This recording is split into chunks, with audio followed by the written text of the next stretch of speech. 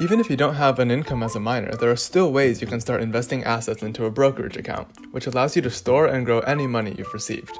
Best of all, it helps you put aside savings and funds for your financially secure future.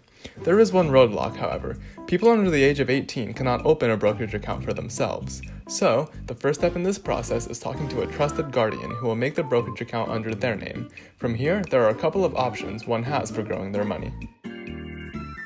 Under the Uniform Gift to Minors Act or Uniform Transfer to Minors Act, if you are under 18 without a taxable wage, you can open a custodial account under your name. But your parents technically have the responsibility for the financial decisions you make. This can be good because most teens pay little to no taxes. There are two types of custodial accounts you can open. A UGMA account allows minors to receive publicly traded assets such as cash, stocks, mutual funds, or insurance policies. A UTMA account is a little more flexible because you can store any type of asset, including fine art, real estate, royalties like money from a book sale, or even intellectual property. For both these types of accounts, anyone can make a gift to the minor, in which the child, under their guardian's jurisdiction, can use to invest. Now that the legalities are understood, all that's left is to open a brokerage account. This process is so fast that it could take you as little as 15 minutes, and it can be done online with a simple web search.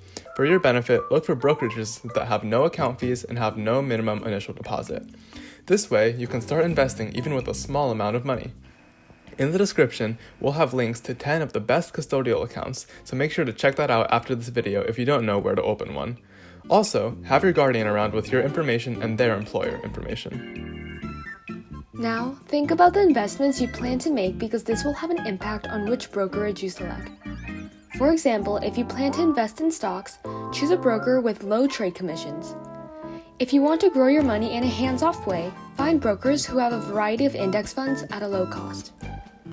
A safe approach is starting with stocks of companies you're familiar with, companies you trust and see growing in the future. Consider stocks on the Dividend Aristocrat. These stocks earn you money when you sell them, and you earn cash payments quarterly or annually. Then, as more money is in your brokerage account, add index funds to diversify your portfolio. What if you have no clue on what stocks are or what investing is? Do not worry. Your broker, parents, guardians, and even the internet are a great resource, and most brokerages give great educational content to get you started. Plus, you can expect a video on this channel about investing, so stay in the loop by subscribing. By the way, here are some credible brokerages, especially for when you create your first custodial account. Notice the low fees? Great for beginners. Okay, so you made a custodial account and you invested in some stocks with parental guidance. Now what? Well, now you can move on to mutual funds, opening a high-yield savings account, or even using a micro-savings account, such as Acorn if you have a checking account, to generate earnings from day-to-day purchases. We also recommend saving all this money for a time when you need it.